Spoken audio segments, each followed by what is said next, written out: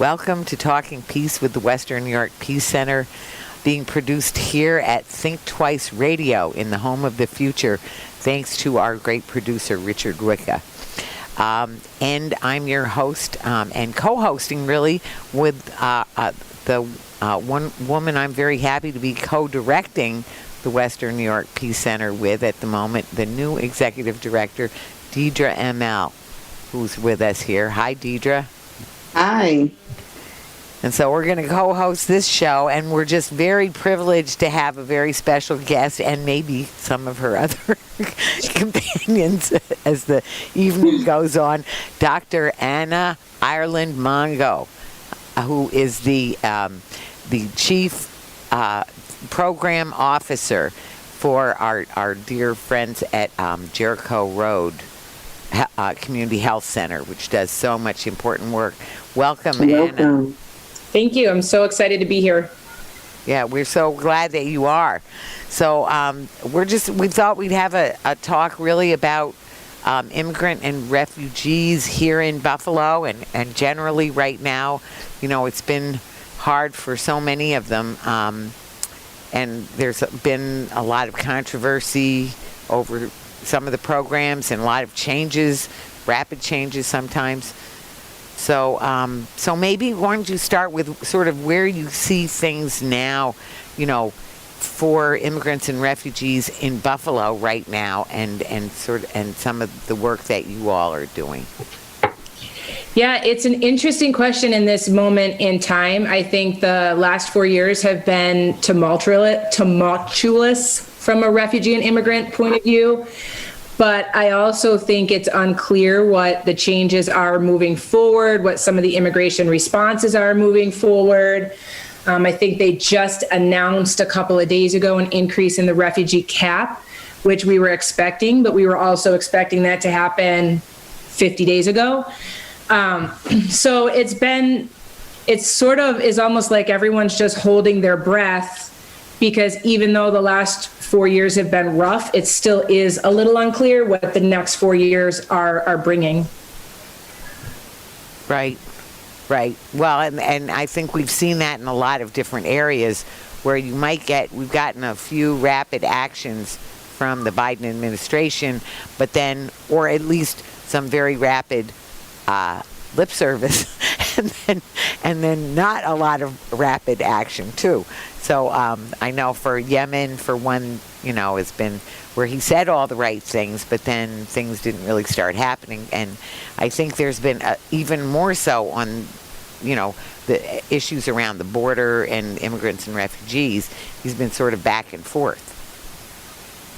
Yeah, for sure. And I mean, I do think to some extent, I hate that I think this, but I do think it is important to distinguish between refugees and asylees and asylum seekers, because, you know, the things we're looking for as or that those in support of refugee resettlement programs, you know, I think that sometimes there is confusion about what those three things are.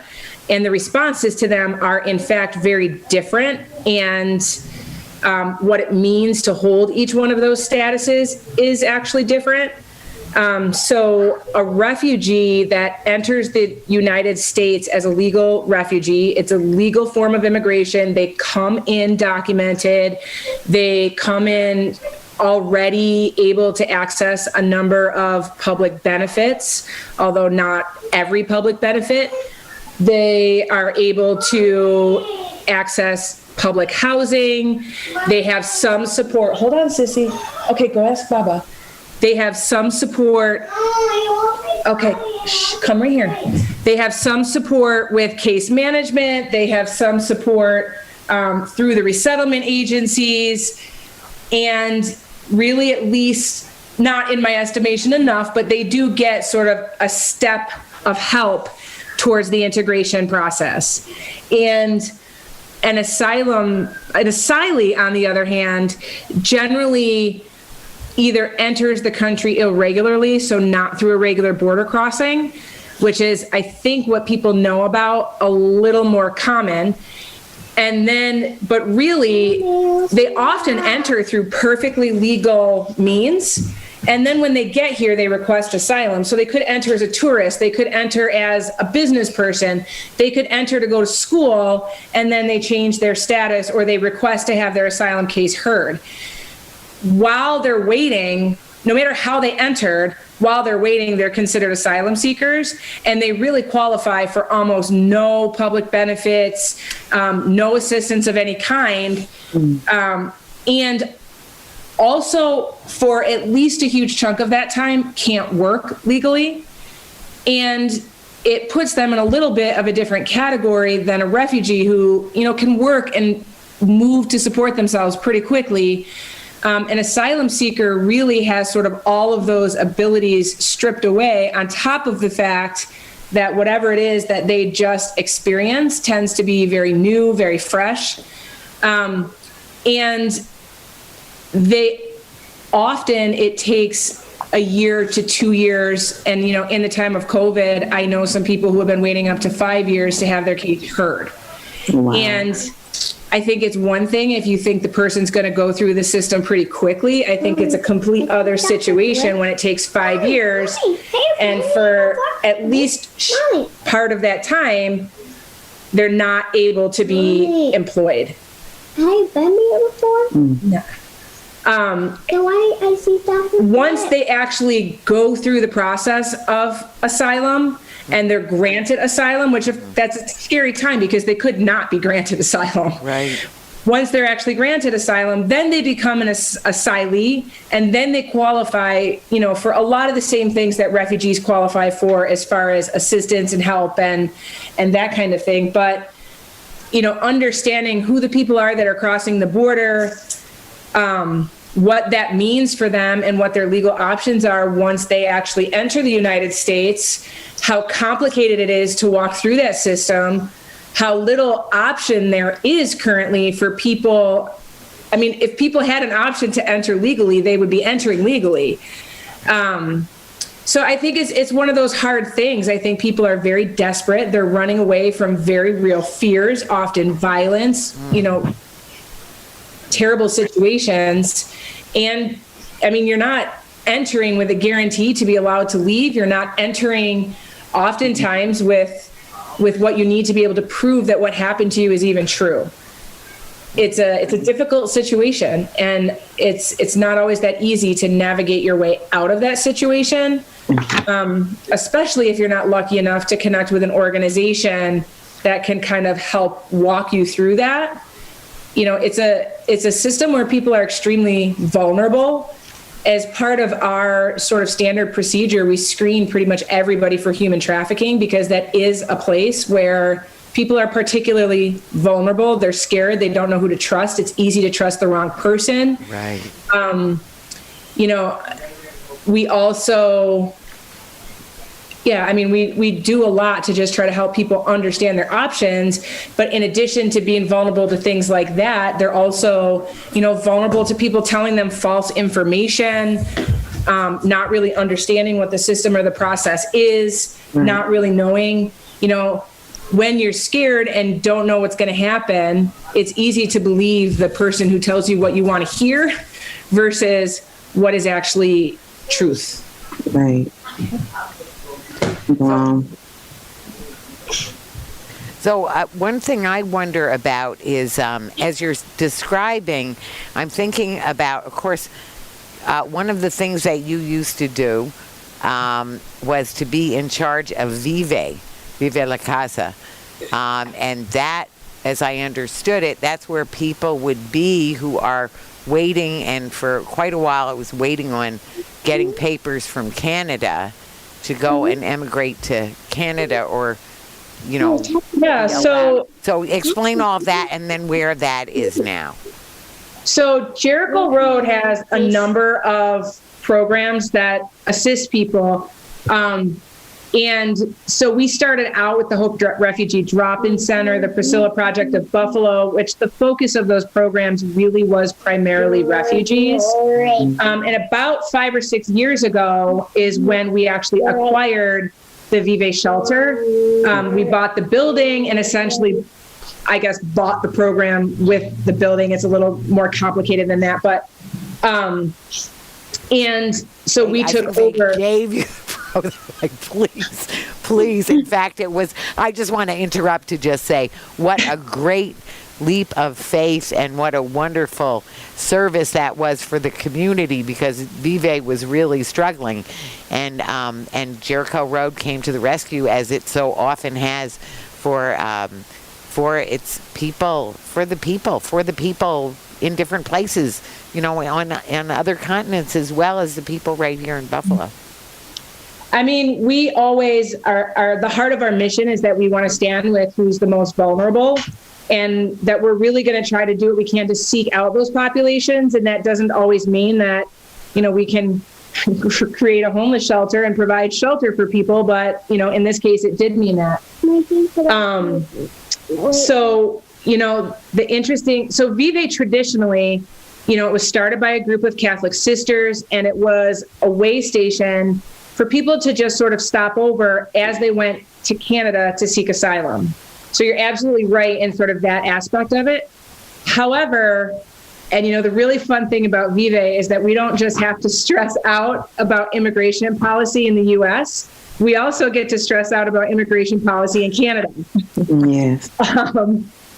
Being on the border and being in a place where people are crossing from one country to the other, you really got to make sure now that you're aware of and can educate and provide people with the information that they need, because they have to meet eligibility in whichever of the countries, if they're eligible, if they're not. So, I don't know, about 15 years ago, Canada and the United States established what's called the Safe Third Country Agreement. And so before that, anybody could go to Canada. It made sense. There's a border crossing, it's a fairly easy border crossing. Buffalo is cheap to stay while you're kind of waiting. There was a steady stream of people, and there was really no limitations. Canada would allow anybody to make an asylum claim. So then about 15 years ago, they established what's called the Safe Third Country Agreement. And essentially what that meant is whichever country that you step in first, that's the country where you have to claim asylum, because both countries are considered safe, unless you fall into an exception.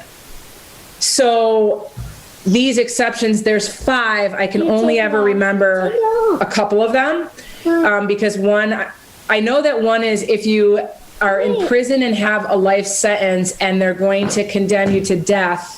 Canada doesn't have the death penalty, so they will allow people. We've never had someone in that status, so I think it's kind of an interesting exception that we've never gotten to apply.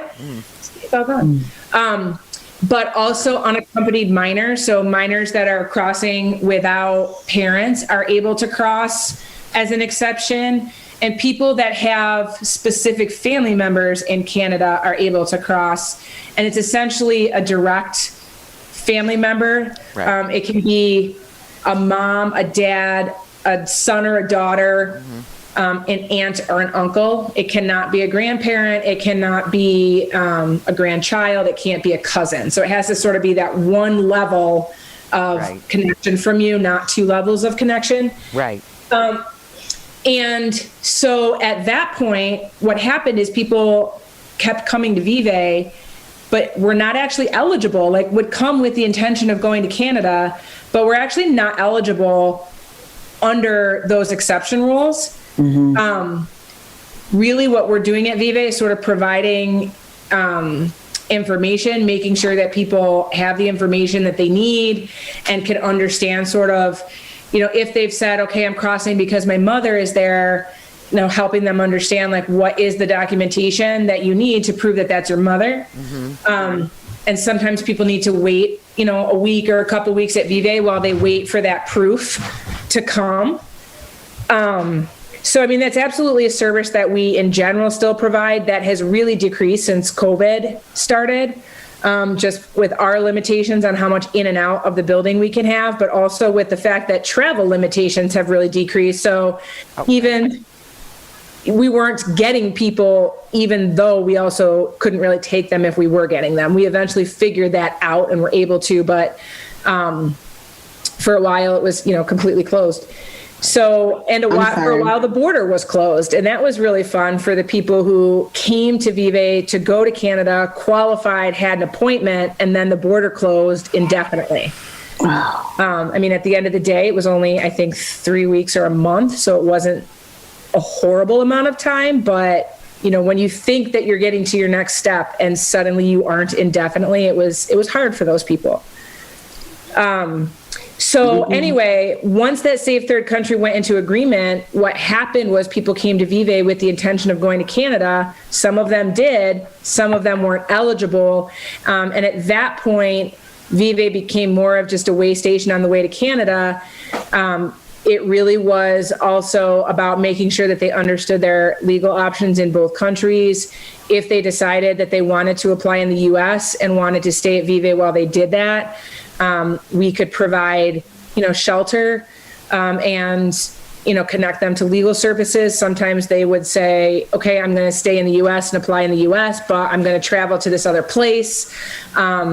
So they wouldn't necessarily stay at Vive. They would just, get the legal information they needed and then use that to make their next decision to the next spot. Since I've been at Vive, we've helped generally between 1,200 and 1,500 people per year. Our numbers went down last year, although not nearly as shockingly down as I thought they would. Even, despite COVID, we'd helped, enough people in that first 3 months that it was about 950 people last year. Really? Despite everything that happened last year.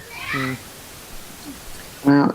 What do you think about the new what do you think about this new agreement? Do you think it's fair with the amount of people that's coming in and their actual circumstances as opposed to what the policies are?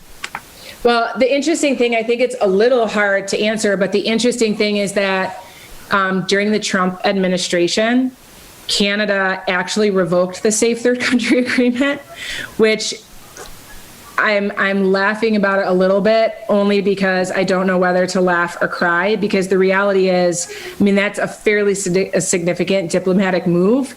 And it basically was the Canadian government saying that they no longer consider the United States a safe place for refugees and asylum seekers, which is a huge statement. That happened about 3 months or so before the election. There is an appeal period, and so it has not gone into effect that it's been whether or not it's going to stay revoked or not stay revoked is actually currently in question. They had a period to appeal it. It's in the middle of that period. It has been appealed. So now we're waiting for the ruling on the appeal. It was pretty clear from the beginning that ruling and the appeal period was going to extend beyond the election. So, and I do really think that, in this particular instance, it really does matter who the president is and what their policies are going to be around, particularly asylum seekers. So it actually is currently being reviewed whether it's fair. And on the one hand, it's an interesting question to ask me, because on the one hand, I feel like people should have options, and I feel like people should be allowed with those options. If Canada's a better option, they should be allowed to go to Canada. Right. That being said, I don't like thinking that my country is not a safe country for refugees and immigrants. So, it's sort of one of those dual, it's better for the people, who are our clients to have those options, but I don't like believing that my country isn't safe. And it was very difficult these last couple of years. I understand why they would say that. Honestly, I get extremely, extremely emotional when I think of how up and down ask me for the story and listen to me cry and you'll hear. But it just almost every day has felt like, you just don't know what's going to hit you about, we initially, when the Trump administration took office, we got a huge influx of people who actually were people who sort of predicted how scary it would get for immigrants. And they were often, generally at Vive, you see people, like before that, you only saw people like maybe they'd been in the country 4 years because they were a student and they graduated. But apart from that situation, really people were only in the country. They'd get off the plane and come to Vive, and that's when we'd pick up their service. And during that time, I mean, we had people who had been in the country for 20 years who sold their house, picked up their lives, and moved to Canada. Because of the fear of what because of sort of not knowing what was going to happen, not feeling safe, not feeling like, they could get picked up at any time. And they had that option, so they went. So I want to bring up our Immigrant and Refugee Justice Task Force, which actually our assistant, who is the task force chair, Nicole Perrone, is actually on family leave right now. But we, even actually before she ever came to us, we have had this vigil that's been, Stop ICE Terror, that was and is every Thursday from 5 to 6 at Chippewa and Delaware, in front of the Delaware North building, this fancy building where ICE has offices and has a cell up there, we hear. But anyway, and I know that it has been a great source of aggravation to the ICE people, because they let us know that how much they did not appreciate that we were saying that they were causing ICE terror, that we were calling them terrorists. That's the way they put it. And I said, well, we're not calling you terrorists, but we are saying, stop ICE terror, because the community feels terrorized when ICE is around, because of the tactics and the actions that are being taken and the people they're being taken with. And I know you and I have talked about this a little bit before in the past. As things have changed, how has that gone? What would you say about that, about the, that vigil, about that question of how ICE has been or is right now, as far as you know? Do you know of any changes, or what are you thinking? Yeah, I don't know of any changes currently. I mean, we're in an interesting position, because we, by the nature of the work that we're doing, by the nature of the fact that, people at Vive are at Vive to seek legal status, it's one of the requirements of staying at Vive is that you have to have some sort of immigration endpoint. And if you don't, we ask you, to move on, so that everybody that's there is currently seeking legal status of some sort. Mm-hmm. So, by very nature of that exact rule, I mean, ICE is a partner to us to some extent. Right. And so, I mean, where we are following the rules, they have been very kind to us. Mm-hmm. Where, they will, if someone's, trying to get released from detention and doesn't have a place to go, they will let them know that Vive is potentially an option. Mm-hmm. Lots of people already know. So, it's one of those things, like, by the nature of our work, we're forced to work with them. We're forced to, not forced to, we do, because we have to. It's essentially, if people are going to follow their court cases, there is that level of interaction, with ICE. So, I mean, I think that I also absolutely believe in the right for people to be able to speak their mind and say what it is that they want to say. But, as far as my interactions and the interactions of my staff with individual ICE officers, I haven't seen them mm-hmm. acting, terribly towards our clients. I've seen them actually go out of their way to be kind. Mm-hmm. Well, that is only wonderful to hear. I mean, we want to hear that. We want to believe that. And I want to say a lot of times, it's easy to, sort of kill the messenger kind of thing. It's also like, what is society asking for?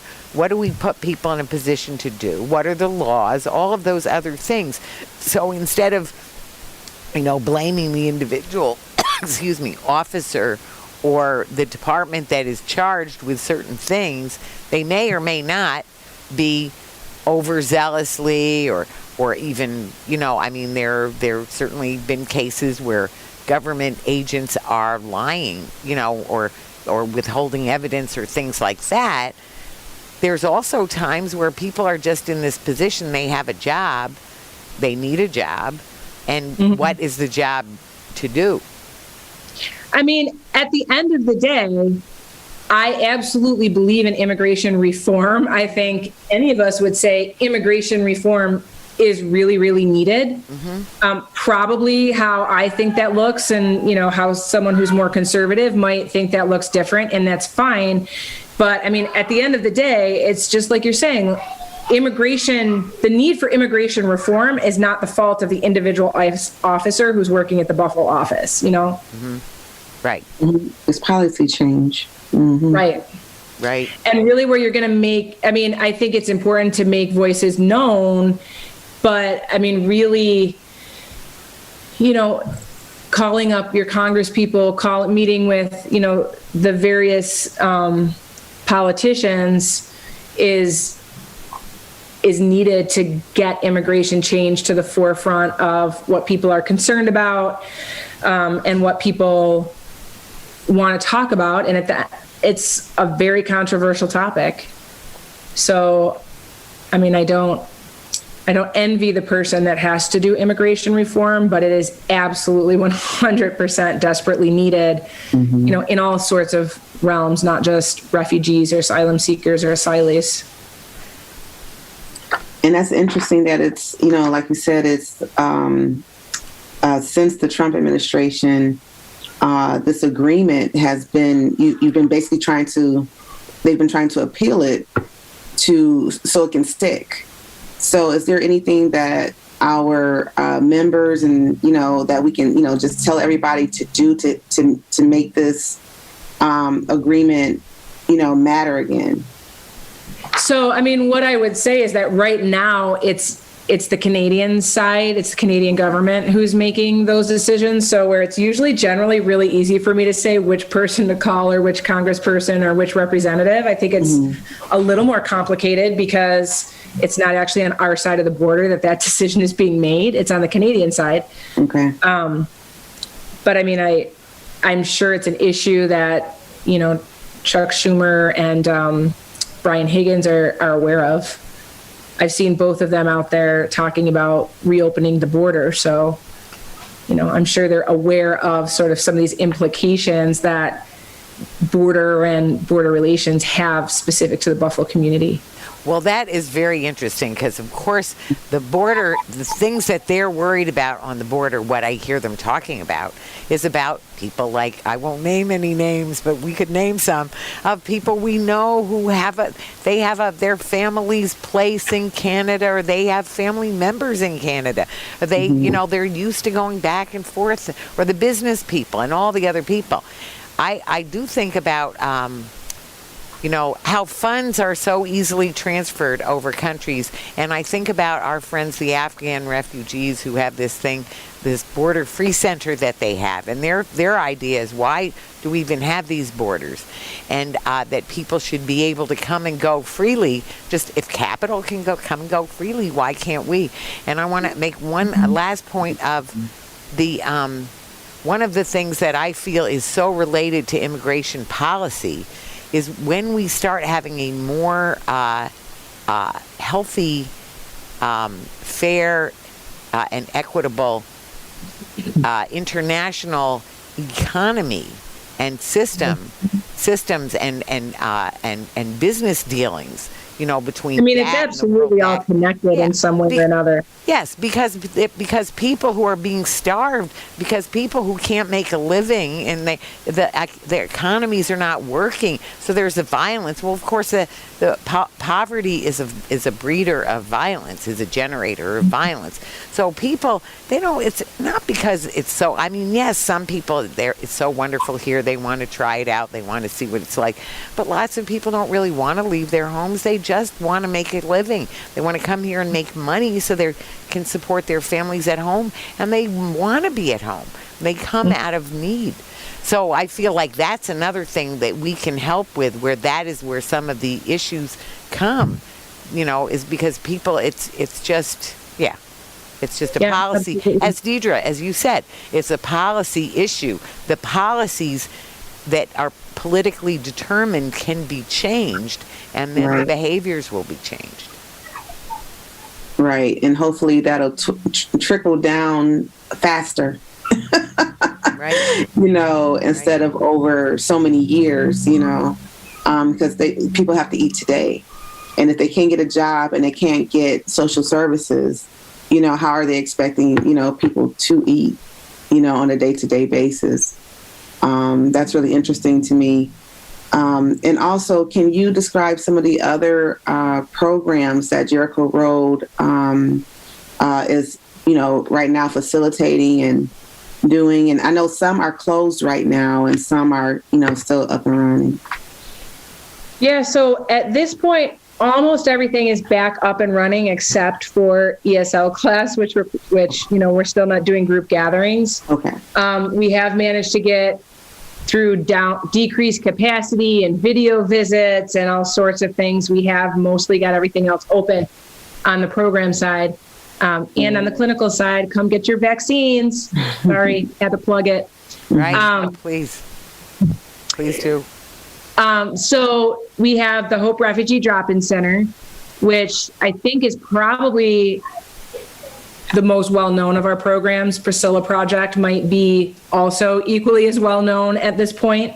But the Hope Refugee Drop-In Center is essentially a place that people can just come and ask questions for as long as they need to come and ask questions. So maybe they need to come in once a week for 5 years and then they're set. Great. Maybe they come in twice a year for 2 years. I mean, it's essentially just a place where people can come and say, I need help with X, Y, or Z. And sometimes, it's an easy one and done. Sometimes it requires follow-up, but we really try to help people understand and eventually learn how to do some of these things on their own. The Priscilla Project is a pregnancy mentoring program for high risk and mothers who are having their first child in the United States. So it could be their 10th child, but it turns out that from country to country, the process of how women are helped during pregnancy and what the systems are to support during pregnancy are very different. And so after having run into that and run into some interesting cultural situations about 10 years ago at this point, or maybe even 15, the Priscilla Project was founded. Actually, a little known fact, because there is about 5 people that take credit for it, but it actually, one of the original people who got that program going was myself and another woman. We were both actually employed by Journey's End. So that project originally started at Journey's End, but when we left, they ended up saying, they actually ended up giving the project to Jericho Road. Neither one of us were working at Jericho Road, and then eventually I was, and ended up with it back under my purview like 5 years later. Right. So I've been around with the Priscilla Project in this weird roundabout story for a while. But essentially, what we try to do is, depending on, the woman's situation, there's some different options, but we do community mentoring. So we'll find volunteers from the community just to more or less be a friend and help provide emotional support. Sometimes they'll also do rides and things like that. Generally, we try to work on an issue. So if they say they want to learn English, maybe that person comes in and does practice with English once a week. Or if they want to learn how to ride the bus, maybe that person could teach them how to ride the bus, that kind of a thing. We try to have direct issues for them to work on. We also have a car seat program, so making sure that not only for the baby that's coming, but any of the other kids in the house that need car seats, that they have them, that they know how to use them, that they understand the rules around car seats. Because having lived in Africa myself, I didn't see a single car seat the entire time that I lived there. Wow.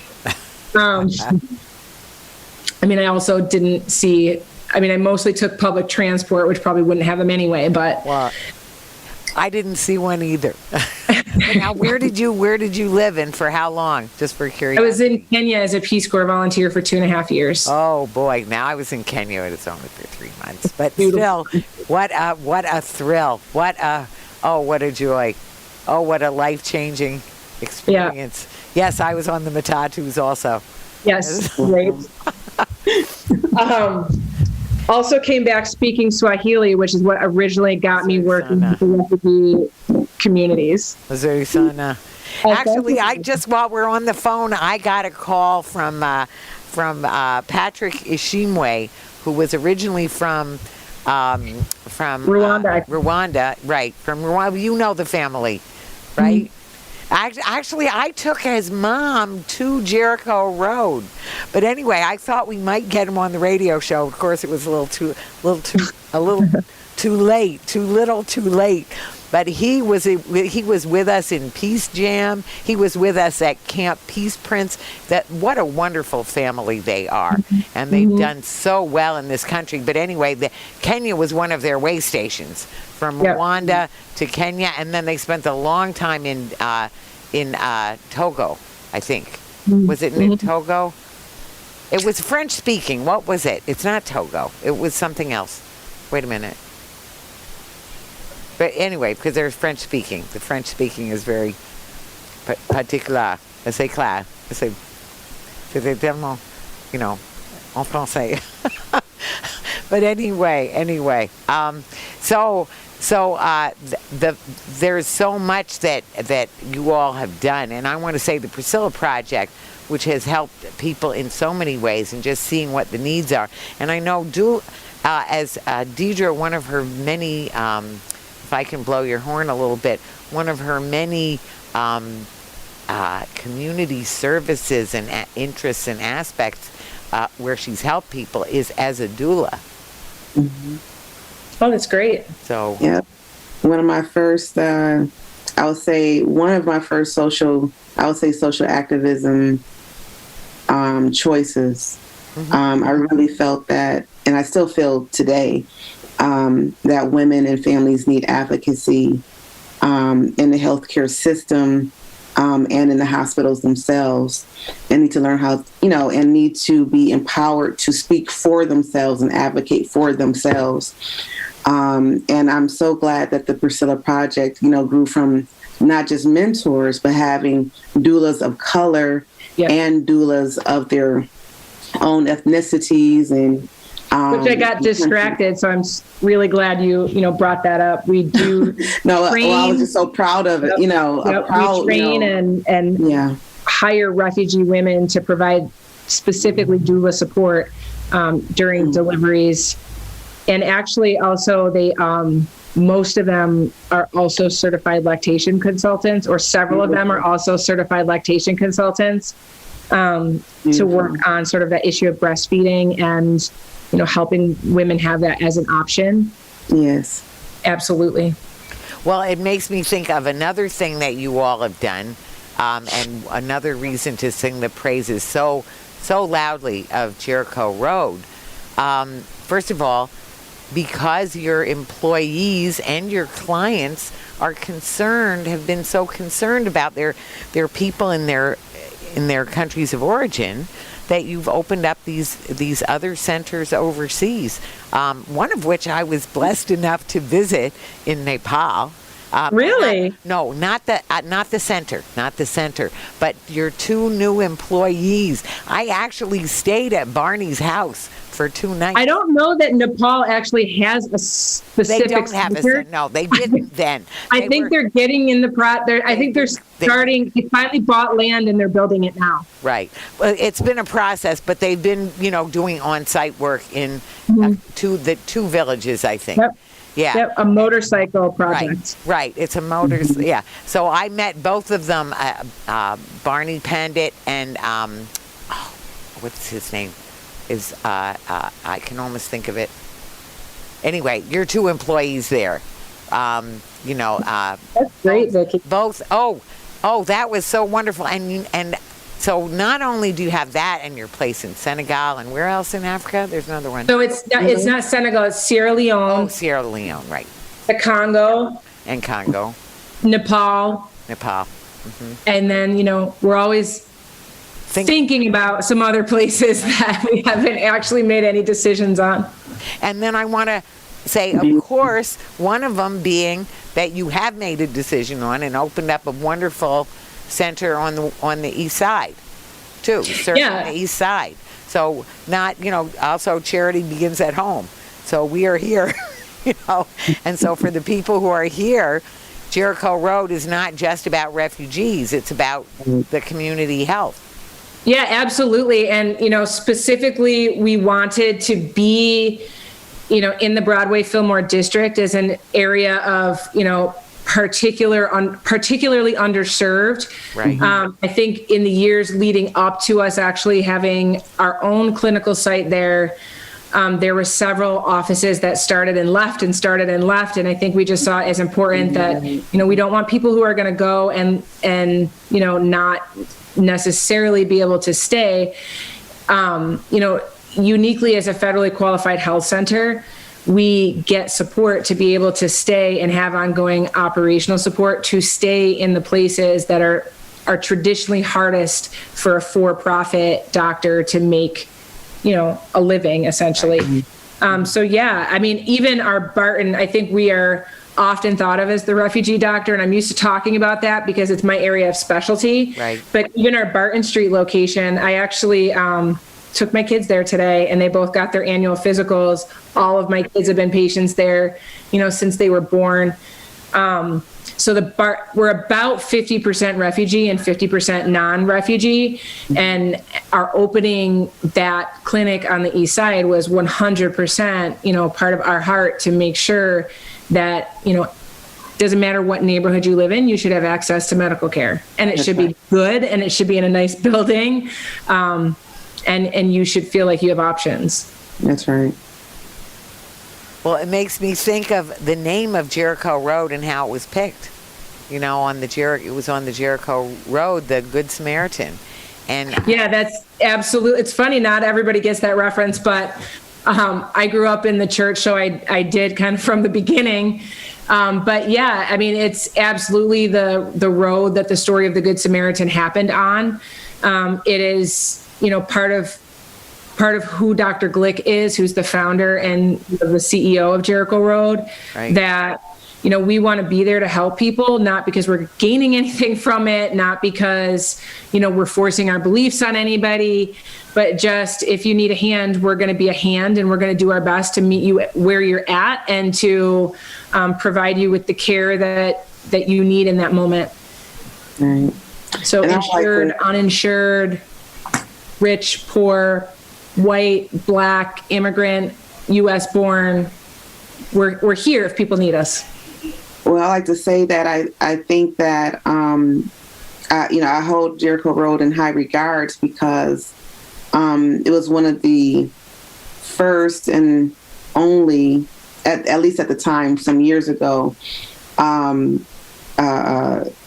health centers that I trusted to be culturally sensitive to people's needs, and to seek to understand, to seek to accommodate, and to listen, and connect to their patients.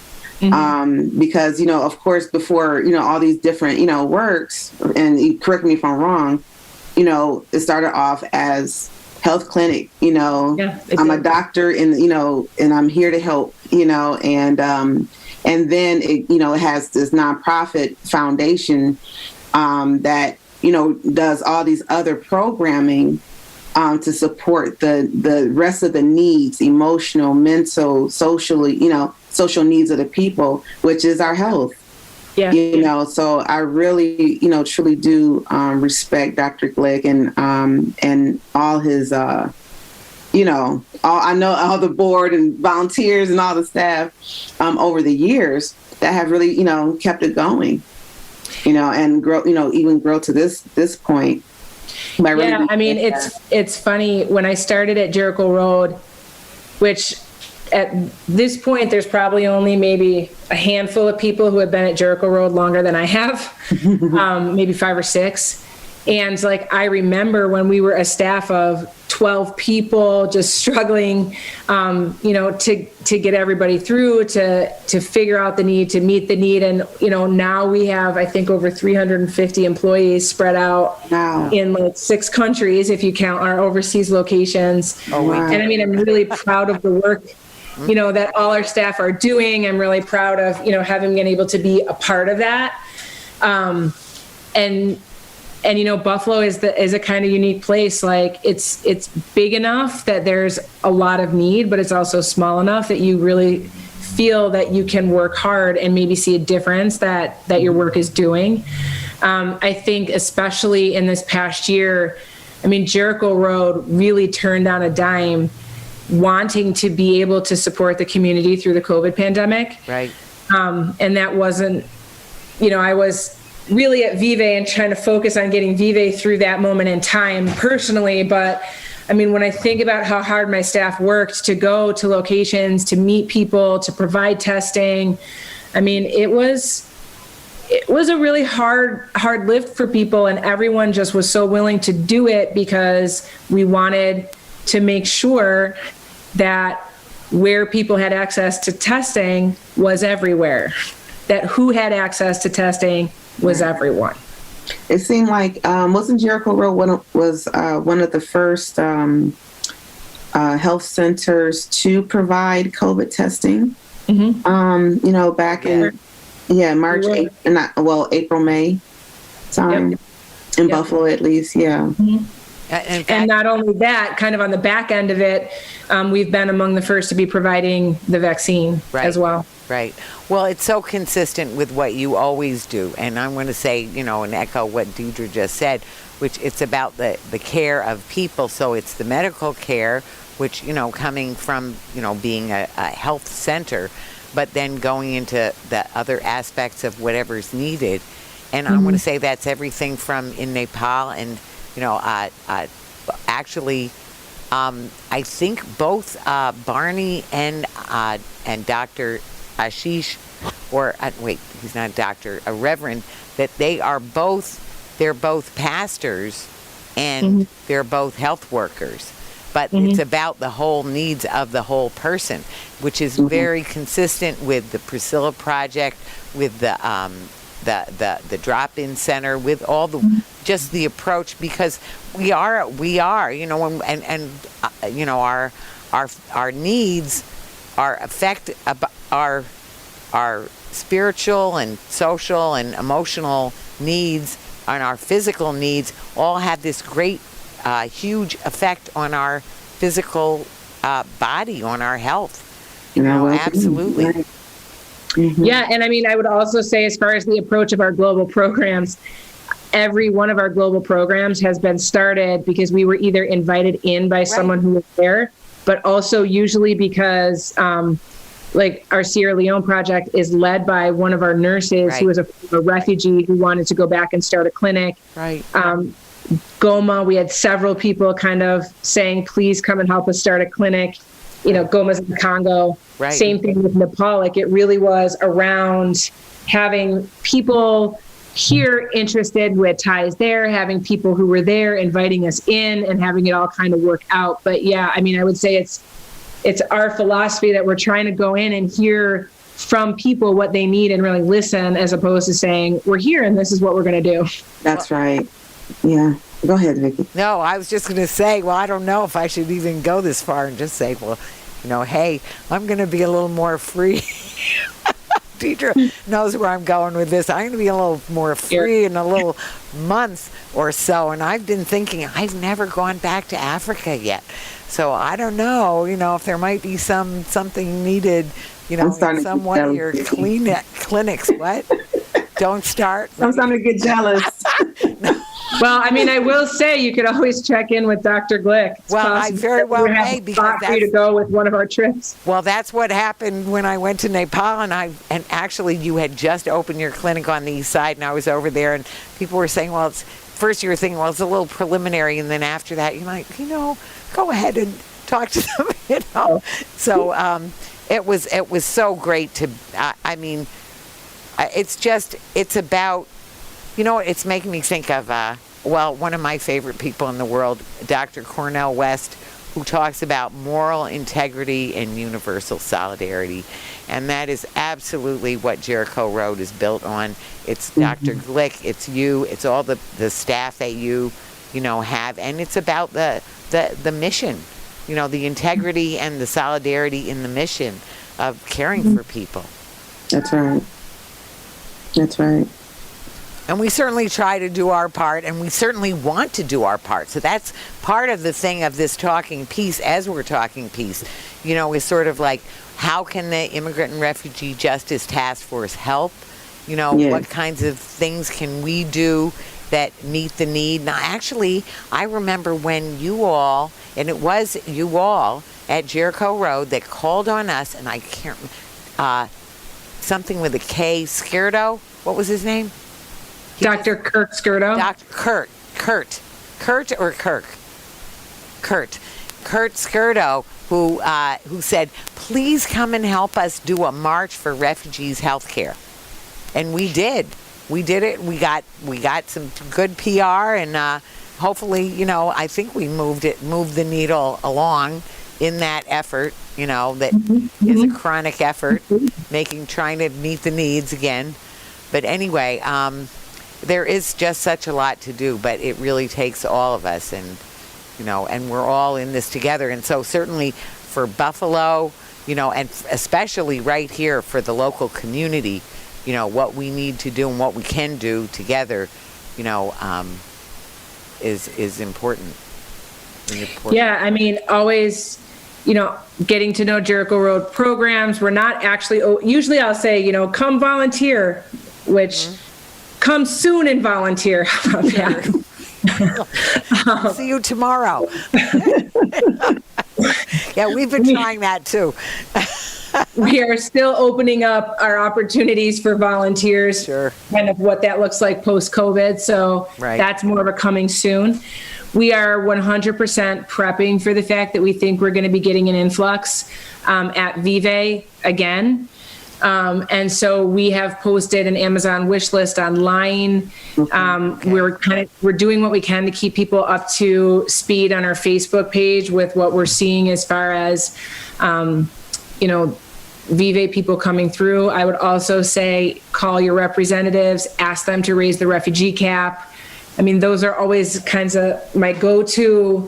I mean, those answers has probably not changed in the last 10 years. Sure. Let people know that immigration is important to you, that you want immigration reform. Donate to the resettlement agencies, donate to us, whether that is your time, whether that's, in-kind donations, or whether that's actually a monetary donation. So that's so important, and actually you're really segueing right into, we're getting to final words point.